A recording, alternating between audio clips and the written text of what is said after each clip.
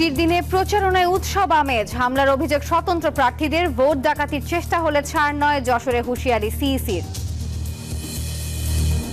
নাশকতা এড়াতে দেশের বিভিন্ন রুটে 5টি ট্রেন চলাচল বন্ধ। জয়পুরহাটে উত্তরা এক্সপ্রেস আগুনের ঘটনায় 3 মূল হোতা গ্রেপ্তার। জমি নিয়ে রংধনু রফিকের ভেলকি বাজিয়ে এক জমি দেখিয়ে ভিন্ন ভিন্ন ব্যাংকের ঋণ, সেই জমি বিক্রি অনেকের কাছে, লোপাট 1,500 কোটি টাকা। ভরা মৌসুমে সবজির দাম চড়া, কমেনি পেঁয়াজের ঝাঁজ, চালে স্বয়ং সম্পূর্ণ দেশ, আমদানির প্রয়োজন না পড়ায় সাশ্রয় 8,000 কোটি টাকা। গাজায় চরম খাদ্য সংকটে 6 লাখ মানুষ, দুর্ভিক্ষের আশঙ্কা জাতিসংঘের। শান্তি আলোচনায় প্রস্তুত ভারত, আরও ত্রাণ পাঠানোর ঘোষণা মোদির। এবং কিছুক্ষণের মধ্যেই মাঠে গড়াচ্ছে বিপিএল ফুটবল, আসর হবে জমজমাট বলছেন ইমরুল। উদ্বোধনী দিনে বসুন্ধরা কিংসের প্রতিপক্ষ ব্রাদার্স।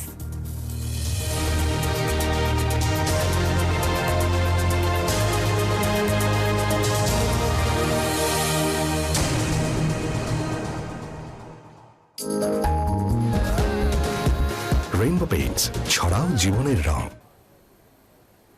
স্বাগত নিউজ 24 দুপুরের সংবাদে। পুরো সংবাদ জুড়ে আপনাদের সাথে আছি আমি নাফিসা হক। এতক্ষণ দেখছিলেন সংবাদ শিরোনাম। শব্দের আরেক নাম, একদম ইউনিক স্ট্রাকচারাল ডিজাইনের কসমিক ডোর। এর ওয়াল থিকনেস ও রিপ থিকনেস বেশি থাকায় এটাকে 50 বছরেরও বেশি। কসমিক ডোর, নিশ্চিন্তে 50 বছর। এবারে জানাবো পুরো খবর। দ্বাদশ জাতীয় সংসদ নির্বাচনকে সামনে রেখে রাজধানী সহ সারা দেশে চলছে নির্বাচনী প্রচারণা। আওয়ামী লীগ জাতীয় পার্টি ছাড়াও স্বতন্ত্র প্রার্থীরা নগর জুড়ে গণসংযোগ চালাচ্ছেন। দোয়া মোনাজাত করে নির্বাচনী প্রচার কার্যক্রম শুরু করেন বেশিরভাগ প্রার্থী। বিপুল সংখ্যক নেতাকর্মীর উপস্থিতিতে জমজমাট হয়ে ওঠে প্রচারণা। নানান আশাবাদ ব্যক্ত করে ভোটারদের কাছে ভোট চাচ্ছেন প্রার্থীরা। প্রার্থীদের কাছে পেয়ে নিজেদের সংকট সমস্যা তুলে ধরছেন ভোটাররা। প্রচারণা ঘিরে উচ্ছ্বসিত নেতাকর্মীরাও।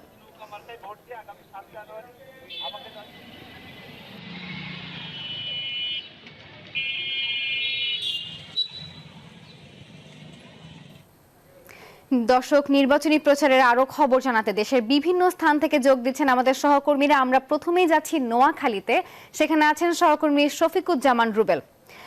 রুবেল, আওয়ামী লীগের সাধারণ সম্পাদক ওবায়দুল কাদেরের প্রচারণায় আছেন আপনি, সেখানে কেমন সাড়া দেখছেন জানাবেন।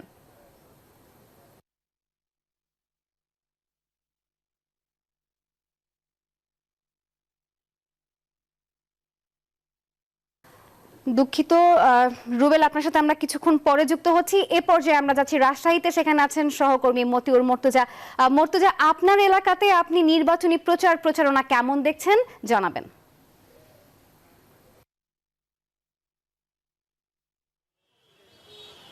নাফিসা, আপনাকে ধন্যবাদ। আমরা সকাল থেকেই বিভিন্ন প্রার্থীরা তারা প্রচারণা চালাচ্ছেন রাজশাহীতে, আর এখন এই দুপুরবেলাও প্রার্থীরা তাদের কর্মী সমর্থক নিয়ে সাধারণ মানুষের কাছে ভোট প্রার্থনা করছেন। আর নির্বাচনের দিন যতই ঘনিয়ে আসছে প্রার্থীরা ততই ব্যস্ত হয়ে পড়ছেন। তারা সারা দিন এবং রাত পর্যন্ত প্রচারণা চালাচ্ছেন। আর সারা দেশের মতো রাজশাহীতেও স্বতন্ত্র প্রার্থীরা বড় ফ্যাক্টর হতে পারে সেটি মাথায় রেখেই মূলত তীব্র প্রতিদ্বন্দ্বিতা সৃষ্টি হয়েছে। আর আমরা এই মুহূর্তে আছি শামুকদম রূপস দরগার সামনে। এখানে স্বতন্ত্র প্রার্থী, রাজশাহী সদর আসনের স্বতন্ত্র প্রার্থী শফিকুর রহমান বাদশাহ নামাজ শেষে মুসল্লি এবং যে আশেপাশের দোকানদাররা রয়েছেন তাদের মাঝে প্রচারণা চালাচ্ছেন। তিনি বলছেন যে তিনি ভোটারদের দ্বারে দ্বারে যাচ্ছেন, ভোটাররা তার আহ্বানে ব্যাপক সাড়া দিচ্ছে।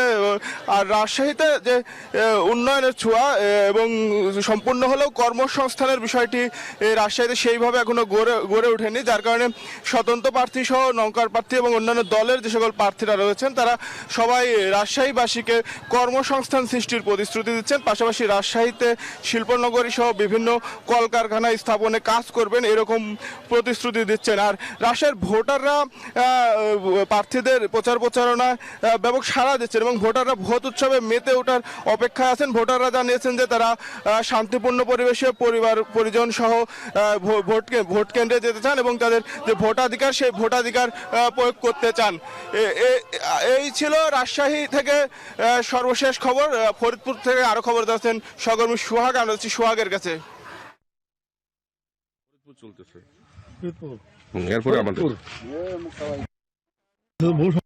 কিন্তু বিরাজ করছে। নির্বাচনের দিন ঘনিয়ে আসার সাথে সাথে কিন্তু আমরা দেখতে পাচ্ছি প্রচার প্রচারণায় ব্যস্ত সময় পার করছেন প্রার্থীরা। আমি এই মুহূর্তে দাঁড়িয়ে আছি যেখানটা ফরিদপুরে বিশ্ব ইজতেমা হচ্ছে, সেই ইজতেমার নামাজ শেষ করে কিন্তু নৌকার প্রার্থী তিনি প্রচার প্রচারণা চালাচ্ছেন।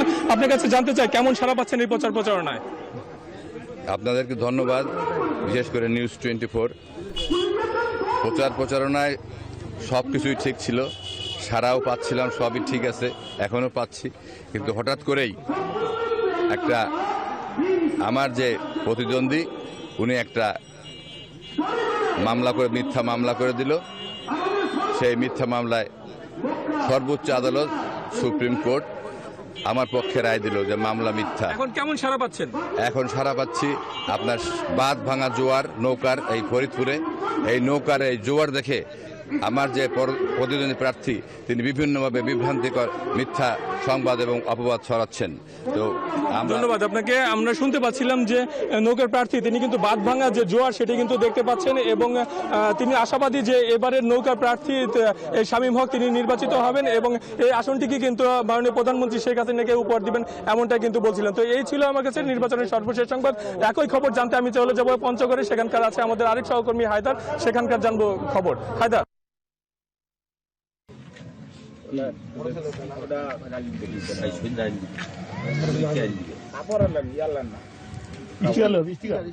সোহাগ, আপনাকে ধন্যবাদ।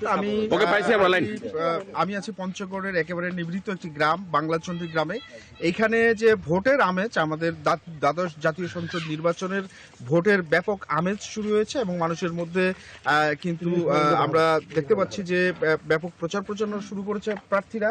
আমাদের এখানে আছেন নৌকার প্রার্থী এবং যিনি আওয়ামী লীগ মনোনীত প্রার্থী নাইমুজ্জামান ভূঁইয়া মুক্তা, তিনি আজকে এই গ্রামের এই একটি মসজিদে তিনি নামাজ শেষ করেছেন এবং মুসল্লিদের সঙ্গে মত বিনিময় করেছেন। মত বিনিময় করার পরে তিনি কিন্তু রাস্তায় রাস্তায় আজকে নৌকা মার্কার লিফলেট বিতরণ করছেন এবং বিভিন্ন প্রতিশ্রুতি কিন্তু তিনি দিয়ে আসছেন মানুষজনের, সাধারণ মানুষের কাছে। তিনি যেমন বলছেন যে তার আমরা কিন্তু ইতিমধ্যে জেনেছি যে তার প্রচারে কিন্তু একটা অভিনবত্ব আছে এবং তিনি প্রচার যে নতুন করে একটা নতুন ধরনের প্রচার শুরু করেছেন এই আসনে এবং তার কিন্তু এই অভিনবত্বর কারণে তার কিন্তু একটা জনপ্রিয়তাও আছে। তার প্রতিদ্বন্দ্বী হচ্ছেন এখানে স্বতন্ত্র প্রার্থী, তিনি আওয়ামী লীগের সাধারণ সম্পাদক আনোয়ার সাদাত সম্রাট। তিনি কিন্তু গত কয়েকদিন আগে আওয়ামী লীগের জেলা আওয়ামী লীগের সভাপতি, তাকে সাধারণ সম্পাদকের পদ স্থগিত করে। ধন্যবাদ সহকর্মী হায়দার, খায়রুজ্জামান সোহাগ এবং মতিউর মুর্তজা। দর্শক, রাজশাহী, ফরিদপুর এবং পঞ্চগড় থেকে যুক্ত হয়ে নির্বাচনী প্রচার প্রচারণা সবশেষ খবর জানাচ্ছিলেন আমাদের সহকর্মীরা। এদিকে মাদারীপুর ৩ আসনে স্বতন্ত্র প্রার্থীর মিছিলে আওয়ামী লীগ সমর্থক এবং মুন্সিগঞ্জ ৩ আসনে নৌকা সমর্থকদের উপর স্বতন্ত্র প্রার্থীর সমর্থকদের হামলার অভিযোগ উঠেছে। এসব ঘটনায় পথচারী ও উভয় পক্ষের লোকজন সহ প্রায় ১২ জন আহত হয়েছেন। মাদারীপুর ৩ আসনের স্বতন্ত্র প্রার্থী তাহমিনা সিদ্দিকী অভিযোগ করে বলেন, গতকাল বিকেল ৫টার দিকে কালকিনি উপজেলা লক্ষ্মীপুরে তার প্রচারণা মিছিলে বাধা দেয় আওয়ামী লীগ প্রার্থী সমর্থকরা। পরে তারা মিছিল লক্ষ্য করে বোমা বিস্ফোরণ ঘটায়। খবর পেয়ে পুলিশ পরিস্থিতি নিয়ন্ত্রণে আনেন। এদিকে দলের হাইকমান্ডের উপর ক্ষুব্ধ হয়ে নির্বাচন থেকে সরে দাঁড়ানোর ঘোষণা দিয়েছেন নাটোর ৪ আসনের জাতীয় পার্টির প্রার্থী আলাউদ্দিন মৃধা। অন্যদিকে মৌলভীবাজারে জাতীয় পার্টির নির্বাচনী কার্যালয়ে হামলা চালিয়েছে দুর্বৃত্তরা। এতে আহত হন ৫ জন। আহতদের মৌলভীবাজার ২৫০ শয্যা হাসপাতালে চিকিৎসা দেওয়া হচ্ছে। এই যে আমার ব্যাংক আরএফএল গ্যাস স্টোভ, এর সায়েন্টিফিক নজল আর ব্রাশ বার্নার তাপকে সমানভাবে ছড়িয়ে খরচ বাঁচায় 25%। আরএফএল গ্যাস স্টোভ নিরাপদ ও গ্যাস সাশ্রয়ী। ৩০০ ফুড গ্রেড স্টেইনলেস স্টিলে তৈরি, যা নিশ্চিত করে জংবিহীন সিঙ্কের আজীবন নিশ্চয়তা। আরএফএল কিচেন সিঙ্ক, স্বাস্থ্যকর কিচেনের চিরস্থায়ী সমাধান। নারায়ণগঞ্জের রূপগঞ্জে নৌকার প্রার্থী বস্ত্র ও পাট মন্ত্রী গোলাম দস্তগীর গাজীর সমর্থিত ২ গ্রুপের মধ্যে সংঘর্ষ হয়েছে। বৃহস্পতিবার সন্ধ্যায় কাঞ্চন পৌর এলাকায় পৌর আওয়ামী লীগের সাধারণ সম্পাদক গোলাম রসুল কলির সঙ্গে স্বেচ্ছাসেবক লীগের সভাপতি আব্দুর রহিম লিটুর সমর্থকদের মধ্যে সংঘর্ষের ঘটনা ঘটে। এতে উভয় পক্ষের অন্তত ১০ জন আহত হয়েছেন। এ সময় হামলাকারীদের বিরুদ্ধে এলাকার দোকানপাট ভাঙচুর ও লুটপাট করার অভিযোগ উঠেছে। সংঘর্ষের ঘটনায় পুলিশ অভিযান চালিয়ে ৮ জনকে আটক করেছে। বৃহস্পতিবার সন্ধ্যায় হঠাৎই উত্তপ্ত হয়ে ওঠে নারায়ণগঞ্জের রূপগঞ্জ কাঞ্চনবাজার এলাকায় রামদা, চাপাতি, চাইনিজ কুড়াল সহ বিভিন্ন দেশীয় ধারালো অস্ত্র নিয়ে হামলা চালায় বস্ত্র ও পাটমন্ত্রী গোলাম দস্তগীর গাজীর সমর্থিত দুই গ্রুপ। দীর্ঘদিন ধরে আধিপত্য বিস্তারকে কেন্দ্র করে দুপক্ষের মধ্যে সংঘর্ষ চলে আসছে। এ ঘটনায় আতঙ্কিত হয়ে পড়ে পুরো জনপদ। কাঞ্চন পৌর আওয়ামী লীগের সাধারণ সম্পাদক গোলাম রসুল কলির সঙ্গে কাঞ্চন পৌর স্বেচ্ছাসেবক লীগের সভাপতি আব্দুর রহিম লিটুর গ্রুপের এ সংঘর্ষে আহত হন অন্তত 10 জন। আহতদের উন্নত চিকিৎসার জন্য স্থানীয় ও ঢাকার বিভিন্ন হাসপাতালে পাঠানো হয়েছে। আমরা যাচ্ছি বিচারের জন্য, যে বিচার হবে আমাদের অফিসে আসো, কিন্তু তারা প্রস্তুতি নিয়ে সন্ত্রাসী কর্মকাণ্ডের জন্য আগে পূর্ব প্রস্তুতি নিয়ে আমাদের উপরে অতর্কিত হামলা করে। কলি ফোন দিয়া লিটুরে বলে যে লিটু ভাই বলে যে পাপা মিলে দিছে, কয় না তোরা আমার অফিসে আয়, আমরা এটা মিলামো। তারপর লিটু আমরা সৎমনে আমরা অফিসে গেছি, যাওয়ার পরে হেরা অতর্কিতভাবে আমার উপর হামলা করে। শুধু নিজেরাই মারামারি করে ক্ষান্ত হয়নি, লুটপাট করে সাধারণ ব্যবসায়ীদের দোকানপাট। এই যে ভাঙচুর কোনো কথা নাই, পরে ক্যাশে আমি হাত দিলাম আইসা যে আমি তো টাকাগুলি ম্যানেজারে গেলাম, স্যার আমার তো বাড়ি দিচ্ছে বলে আমি সরে গেছি, টাকা টাকাগুলি নিয়ে গেছে গা। সংঘর্ষের ঘটনায় পুলিশ অভিযান চালিয়ে 8 জনকে আটক করেছে। ঘটনা নিয়ন্ত্রণ করার জন্য আমরা 8 জনকে প্রিভেন্টিভ অ্যারেস্ট করছি, যাদেরকে যাচাই বাছাই করে পরবর্তীতে দেখা যাবে যে এরাই ঘটনার সাথে জড়িত কিনা। বর্তমান আমাদের নিয়ন্ত্রণে, বাজার আমাদের নিয়ন্ত্রণে আছে এবং আইন শৃঙ্খলা পরিস্থিতি স্বাভাবিক আছে। সংঘর্ষের মূল ঘটনা উদ্ঘাটনে তদন্ত এবং সংঘর্ষকারীদের আটকে অভিযান চলছে বলে জানিয়েছে পুলিশ।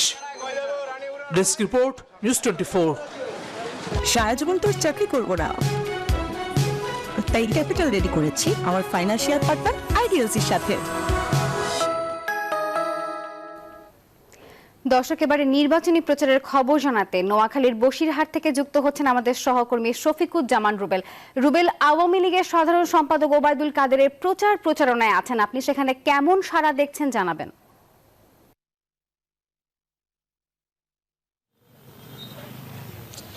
আপনাকে ধন্যবাদ। আমি এই মুহূর্তে দাঁড়িয়ে আছি ওবায়দুল কাদেরের এই নোয়াখালী 5 আসনে, যিনি এই আসন থেকে লড়বেন। আপনি জানেন জাতীয় সংসদ নির্বাচনের আগে এই আসন থেকে তিনি 5বার কিন্তু নির্বাচনের লড়াইয়ে নেমেছেন। এর আগে তিনি এই আসন থেকেই 4বার সংসদ সদস্য নির্বাচিত হয়ে কিন্তু সংসদে যোগ দিয়েছিলেন। আপনি জানেন যে নোয়াখালীর এই যে কোম্পানিগঞ্জ এবং কবিরহাটের মিলে যে আসনটি 200 সংসদ আসনের 272 নম্বর আসন, এই আসন কিন্তু অত্যন্ত হাড্ডাহাড্ডি লড়াই হয়। আপনি জানেন এর আগে যতগুলো নির্বাচন হয়েছে আমরা দেখেছি, যখন বিএনপি নির্বাচনের মাঠে অংশগ্রহণ করত এই আসনে কিন্তু মওদুদ আহমেদের সাথে একদম হাড্ডাহাড্ডি লড়াই হতো। এই মুহূর্তে আপনি দেখতে পাচ্ছেন যে আজকে দিনে তো মূলত ওবায়দুল কাদের তার নির্বাচনী প্রচারণা আনুষ্ঠানিকতা শুরু করবেন পথসভার মধ্য দিয়ে। আমরা সেখানে রয়েছি, স্থানীয় আওয়ামী লীগের যে নেতৃবৃন্দরা রয়েছেন তারা কিন্তু আছেন। আপনি দেখতে পাচ্ছেন ওবায়দুল কাদের যে ভাই, তিনিও সেখানে আসলে যুক্ত হবেন। তিনি বলছেন আসলে কিভাবে তাদের এবারের নির্বাচনী প্রচারণা শুরু করবেন। আমরা তার মুখ থেকে আসলে শুনতে চাই যে তারা কি কৌশলে মাঠে নামবেন। 70টা কেন্দ্রে আমরা পূর্ণাঙ্গ কেন্দ্র কমিটি করেছি এবং কেন্দ্র কমিটির সাথে বৈঠক করে তারা প্রত্যেকটা বাড়িতে জনসংযোগ করে। ইতিমধ্যে এক ধাপ আমাদের জনসংযোগ শেষ হয়েছে। তো শুনছিলেন আসলে তাদের কৌশল সম্পর্কে কিন্তু তারা জানাচ্ছিলেন। এখন পর্যন্ত ওবায়দুল কাদের রুবেল, আপনার কাছে আরেকটা বিষয় জানতে চাচ্ছিলাম, সেটা হচ্ছে নোয়াখালীতে নৌকার পাশাপাশি আপনি কোনো স্বতন্ত্র প্রচারণা দেখছেন কিনা আমাদের জানাবেন।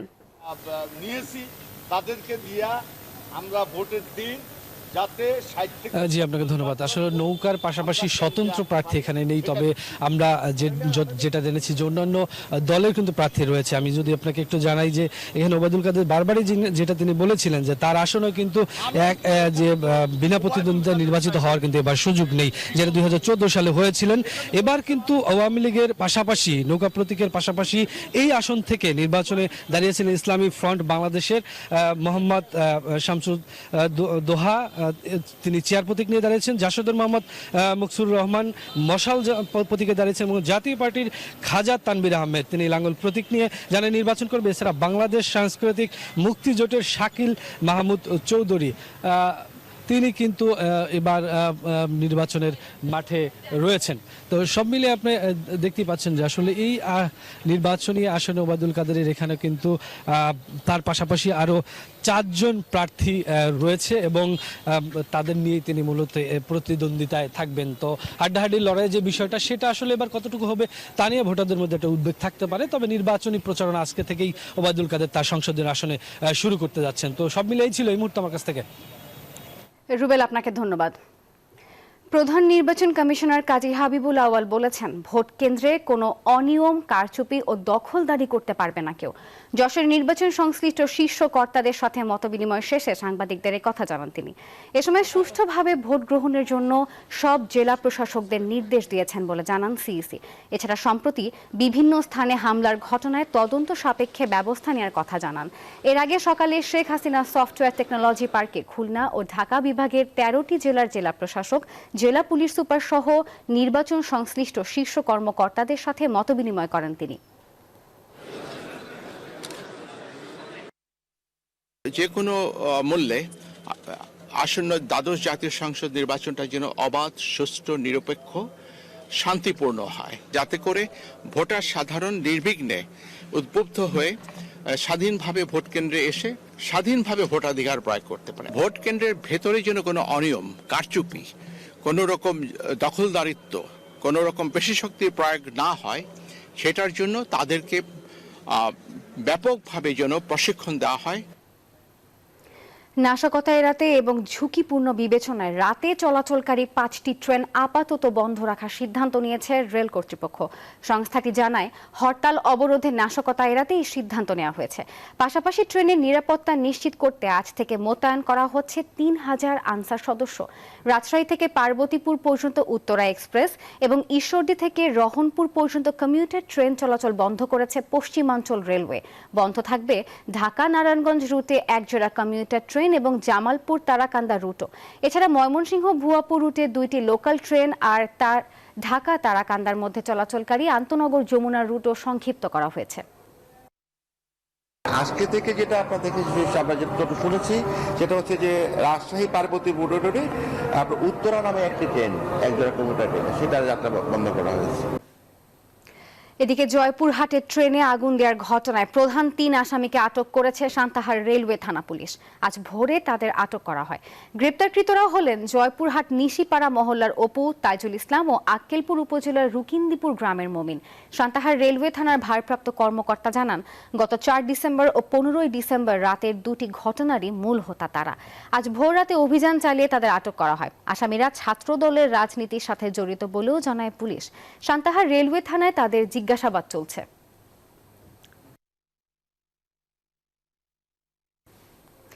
বিভিন্ন ধরনের নাশকতা ও অপরাধমূলক কর্মকাণ্ডে জড়িত সন্দেহে 9 জনকে আটক করেছে র্যাব। বৃহস্পতিবার সন্ধ্যার পর বিমানবন্দর, রেলওয়ে স্টেশন ও আশেপাশের এলাকায় অভিযান চালিয়ে তাদেরকে আটক করে র্যাব 1-এর একটি দল।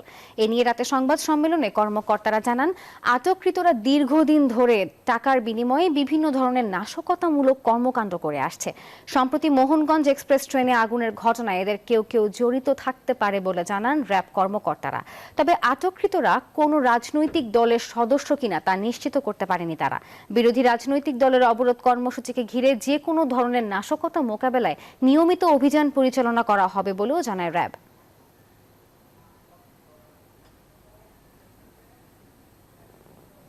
নিউজ 24 দুপুরের সংবাদে নিচ্ছে একটি বিরতি, সাথেই থাকুন।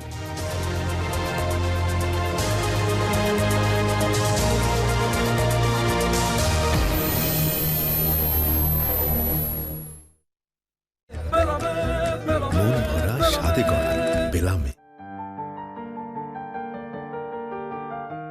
New Zealand Dairy, excellence in quality.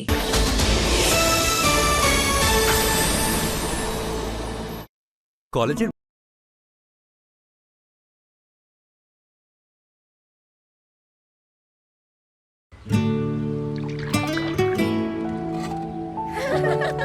মা, প্র্যাকটিসে যাচ্ছি। দুধ খেয়ে যা। আরে বাহ, গরুর দুধের চা, তাই না? খেলেই পার্থক্য বোঝা যায়, দেখেও বোঝা যায়। হ্যাঁ, এখন সবকিছু গরুর দুধেই করি। বড় লোকের বড় মন। বড় লোক হইনি ভাবি, তবে মনটা বড় করে দিয়েছে হ্যাপি কাউ।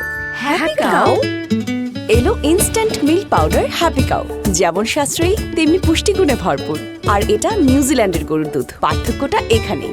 এখন থেকে আমরাও হ্যাপি কাউ, গরুর দুধের স্বাদ সবাই পাক। নুডলস খান নাই? তাহলে তো নুডলসই খান নাই।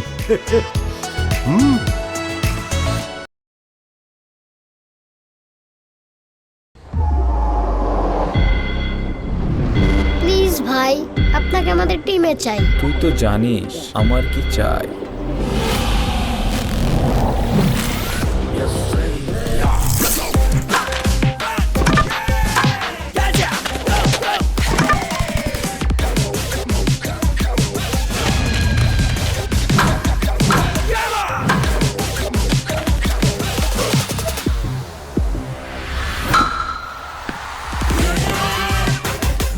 ছোটদের সাথে আনন্দের সুযোগ, বড়রাও করে উপভোগ। Multi chips, super crunchy, super fun.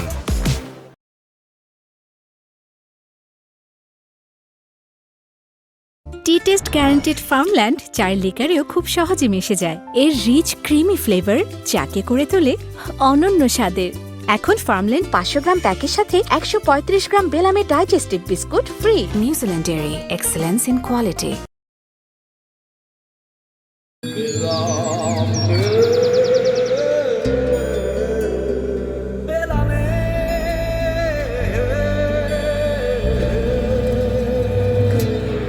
বেলামে বেলামে ভালো মনের একটি দলে গড়ে চলে বেলামের সেরা মানের উপাদানে।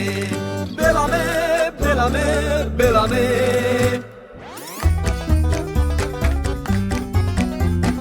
বেলামে বেলামে গড়ে চলে খুব যতনে সেরা মানের উপাদানে।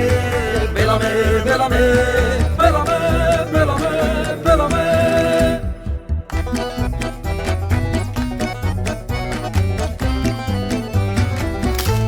মন ভরা স্বাদে গড়া বেলামে। New Dairy, excellence in quality. অর্থনীতি। সারা বিশ্বব্যাপী দুর্ভিক্ষের প্রতিধ্বনি, বাংলাদেশে ইনশাআল্লাহ কোনো দুর্ভিক্ষ হবে না। রাজনীতি।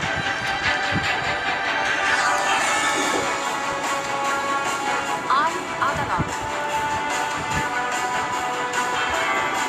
খেলাধুলা। সংস্কৃতি ও বিনোদন। দেশ ও মানুষের কল্যাণের খবর। নিউজ 24।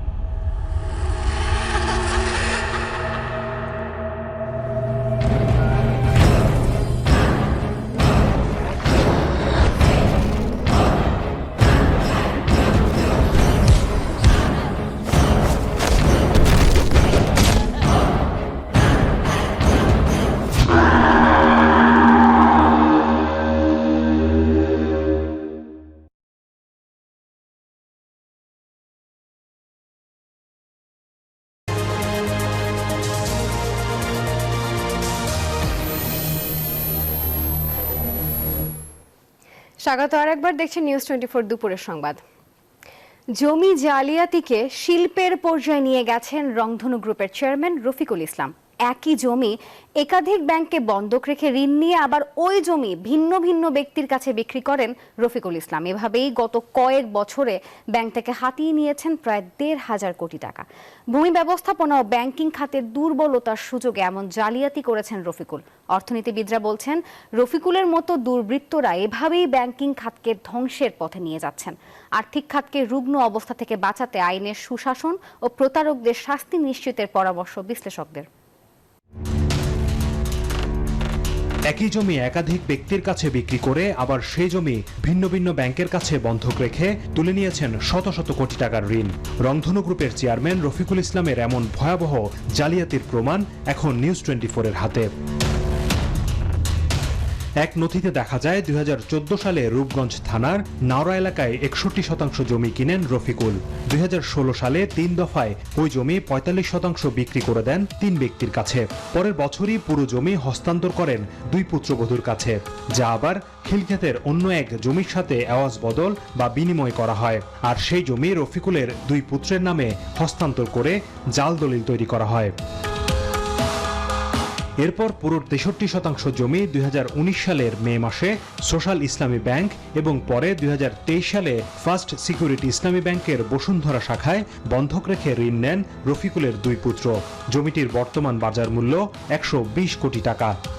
যদি একটা প্রপার্টি যদি সেটা ব্যাংকের কাছে হোক বা যেখানে হোক মর্গেজ রাখা হয়, তাহলে সেই প্রপার্টিটা কোনো ট্রান্সফার করা যাবে না, এটি আইনের বিধান। যদি এটা করে থাকে সেটা ফ্রড করছে এবং জাল দলিলের মাধ্যমে শূন্য জায়গায় সে ট্রান্সফারটা করেছে। রফিকুলের অভিনব প্রতারণার জাল আরও বিস্তৃত। এ যেমন বসুন্ধরা ই ব্লকের 507, 508, 511 এবং 512 নম্বর প্লট। এওয়াজ বদল সূত্রে পাওয়া 15.5% জমিটি রফিকুল 2017 সালে সোশ্যাল ইসলামী ব্যাংকের বসুন্ধরা শাখায় বন্ধক রেখে 60 কোটি টাকা ঋণ নেন। 2022 সালে সেই বন্ধকি জমি জালিয়াতির মাধ্যমে আবার বিক্রি করেন তামান্না সুলতানা নামে এক নারীর কাছে। 1 বছর পর একই জমি বন্ধক রেখে দ্বিতীয় দফায় ফার্স্ট সিকিউরিটি ইসলামী ব্যাংকের বসুন্ধরা শাখা থেকে হাতিয়ে নেন আরও 270 কোটি টাকা। এখানে 2টা রেমেডি আছে। সিভিল রেমেডি হচ্ছে এই দলিলটা বাতিল চেয়ে মোকদ্দমা করলে এই দলিলটা বাতিল হয়ে যাবে, কারণ এখানে ইফবার তেমন কিছু নাই। যেহেতু মর্গেজ আছে, মর্গেজ দলিল দেখালে এই দলিলে সাক্ষীটাকে দিলে এই দলিলটা বাতিল হবে, আর একই সাথে এটার বিরুদ্ধে প্রতারণার মামলা হবে। 2 দফা ঋণ নিতে বসুন্ধরা আবাসিকের ই ব্লকের 530 থেকে 535 নম্বর প্লটের 22.5% আরেকটি জমিও একই কায়দায় বন্ধক রাখেন রফিকুল। ওই জমিও প্রথম দফা বন্ধকের পর আবুল কাশেম গঙের কাছে বিক্রি করেছিলেন তিনি। একই ঘটনায় বসুন্ধরা আবাসিক এলাকার বিভিন্ন ব্লকের আরও 3টি জমিও জালিয়াতির মাধ্যমে বিক্রি ও বন্ধক দেন রফিকুল। ব্যাংকের টাকা লুটপাট ও জমি জালিয়াতির এমন ঘটনা নিয়মিত করে যাচ্ছেন রংধনু গ্রুপের চেয়ারম্যান। এসব ঘটনায় রফিকুল ও তার 2 পুত্র মিলে গত 1 দশকে আত্মসাৎ করেন 1370 কোটি টাকা। সাধারণ যে ফর্মুলায় দুর্নীতি অনিয়ম হয়, প্রতারণা হয়, তার থেকে 1 ধাপ উপরে, এখানে বাস্তবে কয়েক ধাপ উপরে। অবশ্যই এটা শাস্তিযোগ্য অপরাধ এবং এই অপরাধের তদন্ত করার দায়িত্ব হচ্ছে ব্যাংকের নিজের, তারপরে হচ্ছে বাংলাদেশ ব্যাংক এবং সর্বশেষ হচ্ছে দুদক যদি স্বতঃপ্রণোদিত হয়ে আসে। নথিপত্র বিশ্লেষণ করে দেখা যায় জাল জালিয়াতি করে 2017 থেকে 2023 সাল পর্যন্ত 3 ব্যাংক থেকে মোট 945 কোটি টাকা হাতিয়ে নিয়েছেন রফিকুল ইসলাম। এর মধ্যে সোশ্যাল ইসলামী ব্যাংক থেকে 475 কোটি টাকা সুদ আসলে, যা এখন দাঁড়িয়েছে 725 কোটি। ফার্স্ট সিকিউরিটি ইসলামী ব্যাংক থেকে নিয়েছেন 270 কোটি এবং ইউনিয়ন ব্যাংক থেকে তুলেছেন 200 কোটি টাকা। এ ঋণের পরিমাণ সুদে আসলে এখন কতটা বেড়েছে তা জানতে চাইলে ব্যাংকগুলোর বেশিরভাগ কর্মকর্তায় তা এড়িয়ে যান। আমরা আমাদের যতটুকু জানি আমাদের কাছে এখানে কোনো নাই, এটা আর আমাদেরকে আমরা কপি নামের এটা ম্যানেজ করতে পারবো। তবে ব্যাংকগুলো থেকে নেয়া ঋণের পরিমাণ সুদসহ যোগ করলে রফিকুলের কাছে এখন ব্যাংকের পাওনা ছাড়িয়ে যেতে পারে 2000 কোটি টাকা। ব্যাংকের কিস্তি পরিশোধ করতে না পারায় খেলাপি হতে চলেছেন তিনি। রফিকুলের এমন চতুর্মুখী প্রতারণা আর জালিয়াতির খপ্পরে পড়ে ঋণের টাকা ফেরত পাওয়া নিয়েও তাই অনিশ্চয়তায় ব্যাংকগুলো। আমার কাছে আগে মর্গেজ দিয়ে সে যদি আরো কতগুলো ট্রান্সফার করে, এটা তো এখন ন্যায় অন্যায়ের বিচার ভার বা কে করবে? এটা যখন যাবে আইন আদালতে যাবে তখন তাকে টিকবে না। অর্থনীতিবিদরা বলছেন রফিকুলের মতো দুর্বৃত্তরা এভাবেই ব্যাংকিং খাতকে ধ্বংসের পথে নিয়ে যাচ্ছেন, যাদের সহযোগিতা করছেন ব্যাংক ও ভূমি অফিসের কতিপয় অসাধু কর্মকর্তা। আর্থিক খাতকে রুগ্ন অবস্থা থেকে বাঁচাতে আইনের সুশাসন ও প্রতারকদের শাস্তি নিশ্চিতের পরামর্শ বিশ্লেষকদের। শুধু যে ব্যবসায়ী তো না, তারা ব্যাংকারদের যোগ দিচ্ছে, ব্যাংকারও টাকা পয়সা নিচ্ছে, আলটিমেটলি এটাই নতুবা কি করে আপনি একটা জিনিস আবার মিউটেশন হয়ে গেছে আবার দিচ্ছে, সে ভালোভাবে দেখবে না। এখানে খুব সম্ভবত ইচ্ছাকৃত অমিশন আছে, হ্যাঁ, সেকেন্ড ব্যাংকের। তারা জেনেও হয়তো তারা জানে নাই। এটা বাংলাদেশ ব্যাংকের উচিত এটাকে তদন্ত করা। রফিকুলের ভূমি জালিয়াতি ও ব্যাংকের অর্থ হাতিয়ে নেয়ার 3টি ঘটনা তুলে ধরা হয়েছে এখানে। এমন অন্তত 10টি জালিয়াতির প্রমাণ রয়েছে নিউজ 24-এর কাছে, যা ধারাবাহিকভাবে উঠে আসবে পরবর্তী প্রতিবেদনে। হোসাইন শাহাদাত, নিউজ 24, ঢাকা।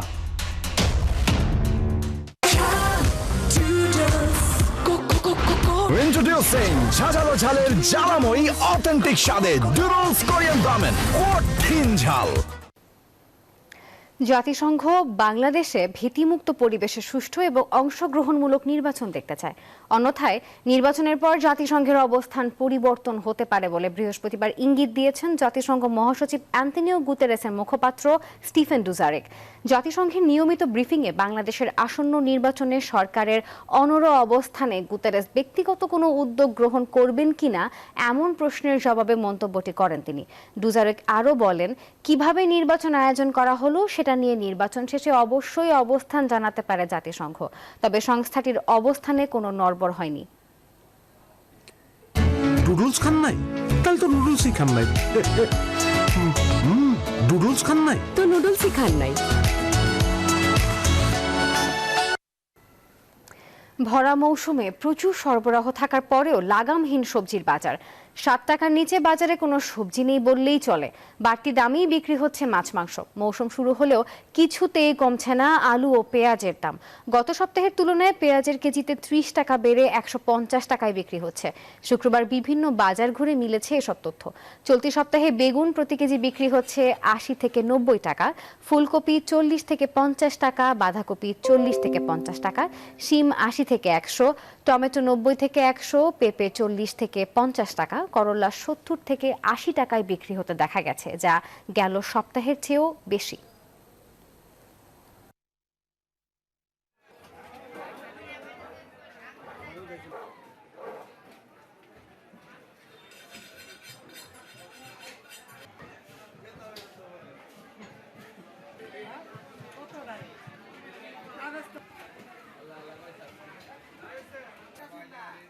তাই সাশ্রয়ী মূল্যে ডানো ডেইলি পুষ্টি, যা সাধ্যের মধ্যেই পরিবারের দুধের সব ধরনের চাহিদা মেটায় প্রতিদিন। ডানো ডেইলি পুষ্টি এখন পাওয়া যাচ্ছে 20 টাকার স্মার্ট প্যাকে। এবারে ফার্স্ট সিকিউরিটি ইসলামী ব্যাংক পিএলসি অর্থ বাণিজ্য সংবাদ।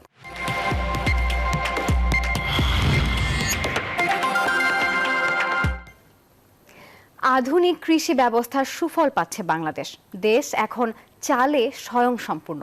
প্রথমবারের মতো চলতি বছর বাংলাদেশ কোনো চাল আমদানি করেনি। চাহিদা বাড়তি হলেও উচ্চ ফলনের কারণে পুরোটাই মেটানো গেছে দেশীয় উৎপাদন থেকে। এতে এক বছরে সরকারের সাশ্রয় হয়েছে 8,000 কোটি টাকা। সাশ্রয় হয়েছে ডলারেরও। ভবিষ্যতে উৎপাদনের এই ধারা ধরে রাখার চেষ্টা করছে কৃষি ও খাদ্য মন্ত্রণালয়। শাহনাজ ইয়াসমিনের প্রতিবেদনে বিস্তারিত। দেশ খাদ্যে স্বয়ংসম্পূর্ণ হলেও প্রতি বছরই চাল আমদানি করতে হয় সরকারকে, কিন্তু প্রথমবারের মতো এবছর চাল আমদানির প্রয়োজন হয়নি। দেশে বছরে প্রায় 4.25 কোটি টন চাল লাগে।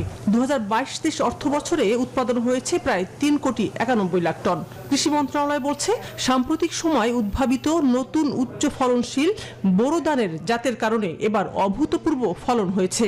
বিঘা প্রতি পাওয়া গেছে 30 থেকে 33 মণ ধান। 33 শতকে ফলন হয়েছে 33 মণ, অর্থাৎ শতকে ফলন হয়েছে 1 মণ করে, যেখানে পুরনো জাতে বিঘা প্রতি উৎপাদন হতো 22 থেকে 25 মণ। কৃষিতে ভর্তুকি আর প্রণোদনা দেওয়ায় কৃষি পণ্যে অভূতপূর্ব সাফল্য এসেছে। চাষ বাড়ছে উচ্চ ফলনশীল ধানের। আমার ধারণা যে কৃষি অসাধারণ ভূমিকা রাখছে বাংলাদেশে। সত্যি এরা গৌরবের মতো এত ভালো কাজ। মিয়ানমারের নিম্নমানের চাল, সেটাও $600 বেশি। বিশাল অঙ্কের ভর্তুকি আপনারা জানেন কৃষিতে দেওয়া হয়ে থাকে, যাতে কৃষক এই কাজগুলো সহজে উঠে আনতে পারে। বড় মৌসুমে নিরবচ্ছিন্ন বিদ্যুৎ দেওয়ার জন্য কৃষকদের জন্য চেষ্টা করা হয়েছে, যে কারণে আমরা এটি সফলভাবে করতে সক্ষম হয়েছি। খাদ্য সচিব বলেন, এক বছরে চাল আমদানি না করায় ডলার সংকট থেকে বাঁচল দেশ। গেল বছর 13.5 লাখ মেট্রিক টন চাল আমদানিতে 8,000 কোটি টাকা গুনতে হয়েছিল। ধরেন 13 লক্ষ মেট্রিক টন যদি চাল আমদানি করতে হতো, বর্তমান রেটে প্রায় 8,000 কোটি টাকা বৈদেশিক মুদ্রা আমাদেরকে ব্যয় করতে হতো। ডলারের উপরে বিশাল চাপ পড়তো বৈদেশিক মুদ্রার উপরে, যেটি করতে হয় নাই। নিঃসন্দেহে এটা আমাদের দেশের জন্য স্বস্তিদায়ক এবং আমাদের সামগ্রিক অর্থনীতির জন্য স্বস্তিদায়ক। এই মুহূর্তে আমাদের এই বছর আমরা 1 টনও চাল আমদানি করি নাই, সরকারি বেসরকারি। জাতিসংঘের খাদ্য ও কৃষি সংস্থার গ্লোবাল ফুড আউটলুকের প্রতিবেদন অনুযায়ী 2023-24 অর্থবছরে বাংলাদেশে চালের উৎপাদন 1.8% বাড়বে। উৎপাদন বাড়লে আগামী বছরও আমদানির প্রয়োজন হবে না বলে মনে করছেন কৃষি সংশ্লিষ্টরা। শানাজি ইয়াসমিন, নিউজ 24, ঢাকা।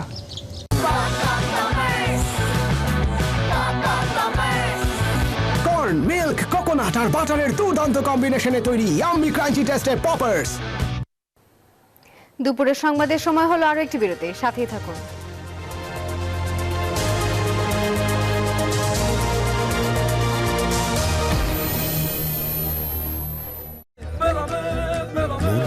সাথে করা বেলামে New Zealand Dairy, excellence in quality.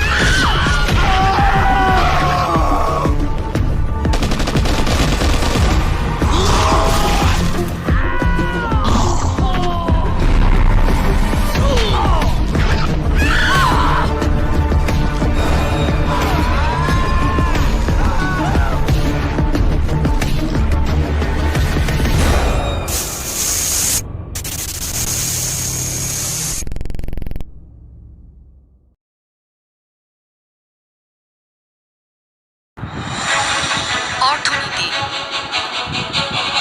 সারা বিশ্বব্যাপী দুর্ভিক্ষের প্রতিধ্বনি, বাংলাদেশে ইনশাআল্লাহ কোনো দুর্ভিক্ষ হবে না। রাজনীতি।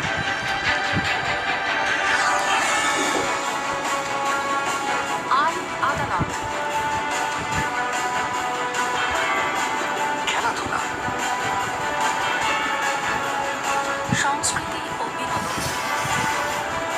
দেশ ও মানুষের কল্যাণের খবর। নিউজ 24। আপনার ইন্টারভিউ খুব ভালো হচ্ছে। হ্যালো। স্বপ্ন তো বড়, মেয়াদ তো ছোট হলে হবে। অলওয়েজ রেডি থাকুন গ্রামীণ ফোনের মান্থলি প্যাকে। এক প্যাকে 1 মাস।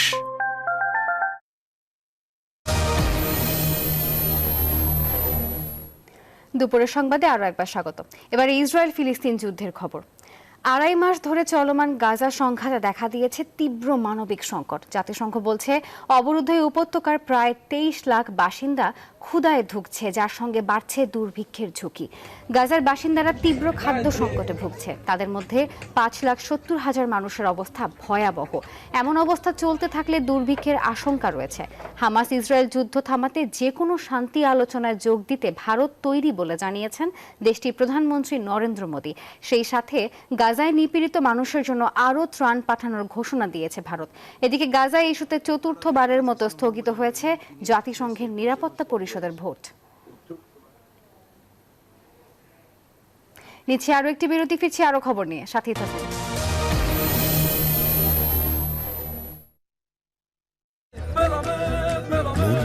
সাথে করা বেলামে। New Zealand Dairy, excellence in quality.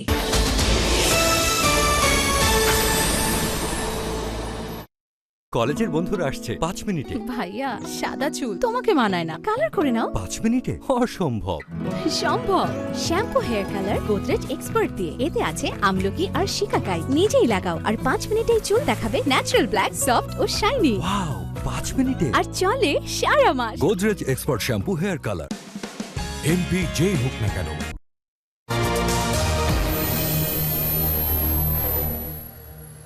স্বাগত আরেকবার নিউজ 24 দুপুরের সংবাদে। এবারে জানাবো খেলার সংবাদ। আজ মাঠে গড়াচ্ছে বসুন্ধরা গ্রুপ বিপিএল ফুটবল। 10 দলের এই লিগে প্রতিটি দল খেলবে 18টি করে ম্যাচ। বাফুফে সহ বাফুফের সহ-সভাপতি ও লীগ কমিটির নতুন চেয়ারম্যান ইমরুল হাসান বলছেন, গত আসরগুলোর চেয়ে এবারের লীগ আরও জমজমাট করতে চান তারা। এছাড়া আন্তর্জাতিক ক্যালেন্ডার মেনে এবারে আয়োজন করা হচ্ছে বিপিএল ফুটবল। মৌলভীবাজারে শ্রীমঙ্গলের বাইক্কা বিল ভরে গেছে অতিথি পাখির কলকাকলিতে। বুলেটিন শেষ করছি সেই খবর দিয়ে। বাইক্কা বিলে পাখির কিচিরমিচির আর ঝাঁক বেঁধে উড়ে বেড়ানোর নৈসর্গিক দৃশ্য নজর কাড়ছে পর্যটকদের। তবে বাইক্কা বিল প্রকল্প চালু সহ বিল খননের দাবি স্থানীয়দের। মৌলভীবাজার থেকে শেখ সিরাজুল ইসলাম সিরাজের পাঠানো তথ্যচিত্র নিয়ে প্রতিবেদন। পাখির ডানায় রঙের খেলা জানান দিচ্ছে শ্রীমঙ্গলের বাইক্যের বিলে লেগেছে শীতের আমেজ। সাইবেরিয়ার তীব্র তুষার মারিয়ে আসা এসব পরিযায়ী পাখিরা আতিথ্য নিবে আরো কিছুদিন। পরিযায়ীদের সাথে সখ্যতা গড়েছে দেশি শঙ্খচিল, পালাশিকুড়া, ভুবনচিল, সরালি, গিরিয়া, ল্যাঞ্জাহাঁস, পানকৌড়ি, গুটি ঈগলও। প্রায় 250 একর এলাকা জুড়ে বিলটি মাছের জন্য বিখ্যাত হলেও পাখির জন্য যেন অভয়ারণ্য। হাজারো পাখির কলরব এখন মুগ্ধতা ছড়ানোর অপেক্ষায়। আমরা আসছি এখানে দেখতে, এখানে সৌন্দর্য উপভোগ করতে। নানান প্রজাতির পাখি দেখলাম আমরা, এটা আমাদের বাংলাদেশের জন্য একটা গর্বের বিষয়। তবে অবৈধভাবে পাখি শিকার, নানা অব্যবস্থাপনায় হুমকিতে বিলের সৌন্দর্য। এখানে অনেক পরিযায়ী পাখি বাংলাদেশে আসতেছে, বিশ্বের বিভিন্ন দেশ থেকে, যেমন সাইবেরিয়া, রাশিয়া, এসব শীতপ্রধান দেশ থেকে এখানে আসে। পাখি আমরা পাখি মারতে দিই না, মারতে দিই আমরা দেখে তারা ডরাই পাখি মারে না। বিলের সৌন্দর্য ধরে রাখা সহ পাখি ও পরিবেশ রক্ষার চেষ্টা করা হচ্ছে বলে দাবি কর্তৃপক্ষের। পাখির নিরাপত্তার দায়িত্বে আলাদা কোনো পারাদার নাই, বেতন কোনো বাজেট নাই। এর ওই যতটুকু সম্ভব চেষ্টা করে পাখিরে নিরাপদ রাখা লাগবে। এই সমস্ত পাখিগুলোকে রক্ষা করার জন্য আমরা ইতিমধ্যে অনেকগুলো ব্যবস্থা গ্রহণ করেছি। তারপরে আমাদের যে সমস্ত বাজার হাট আছে, সেই সমস্ত বাজার হাটে আমাদের যে সচেতনামূলক সভা, সেগুলো করেছি। পর্যটকদের আকৃষ্ট করতে পারলে শ্রীমঙ্গলের বাইক্যের বিল থেকে বিপুল রাজস্ব আয় করা সম্ভব বলে মনে করেন গবেষকরা।